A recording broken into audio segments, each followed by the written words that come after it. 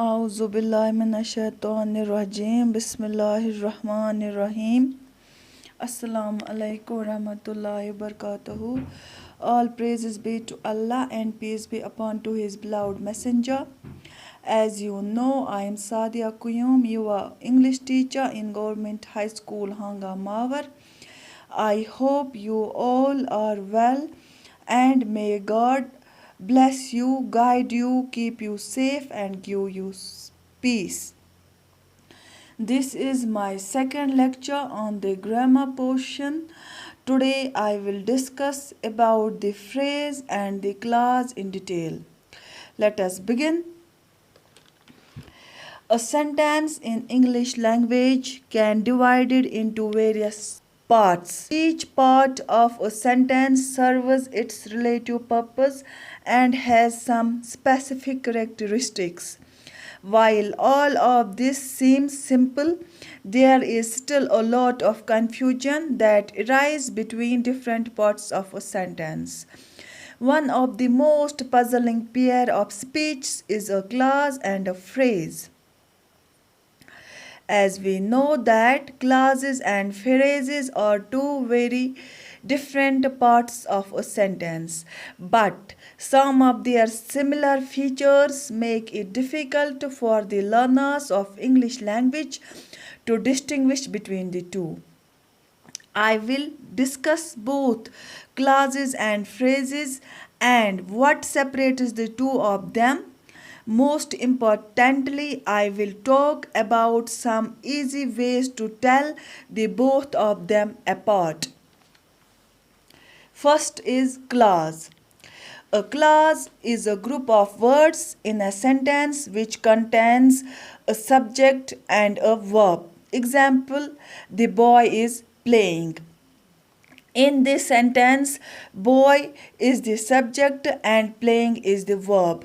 So the part boy is playing is a clause because it has both subject and verb. A clause might also contain an object along with the subject, which makes it stand alone as a complete sentence.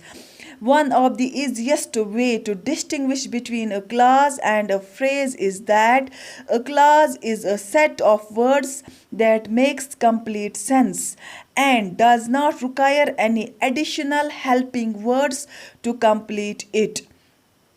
For example, Sarah smiled. In this example, you will notice that this two-word simple sentence makes complete sense and is understandable. It consists of a subject and a verb. Thus, it is a clause. A single sentence might have one clause, like in the example, but there can exist a sentence which contains more than one clause in it. Example, I looked everywhere, but the cat was gone. This sentence contains two clauses. I looked everywhere and cat was gone. In the same manner, longer and more complicated sentence might also contain more than two clauses. Second is the phrase. A phrase is a group of words in a sentence that does not contain a subject and a verb. In other words, in a sentence, one part with subject and a verb is a clause, while the rest of it without those two parts of speeches is a phrase. For example, on the wall, in the water, over the horizon. All these examples are different sentences which are void of a subject and verb. Thus, they are classified as phrases. A clause and a phrase may coexist in a sentence. For example, he is playing in the field. He is playing is a clause. It contains subject plus verb, and in the field is a phrase.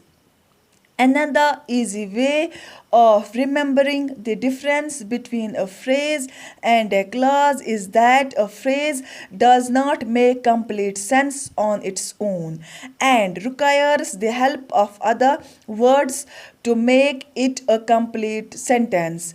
Look at the example in the field. If you find in the field written somewhere alone, you will be very confused about its meaning and will be unable to understand it. Thus, a phrase is a set of words that does not make up a complete and understandable sentence by its own. This is the end of today's lecture. Tomorrow, inshallah, we will discuss a next topic. Stay safe. Till then, Assalamu alaikum.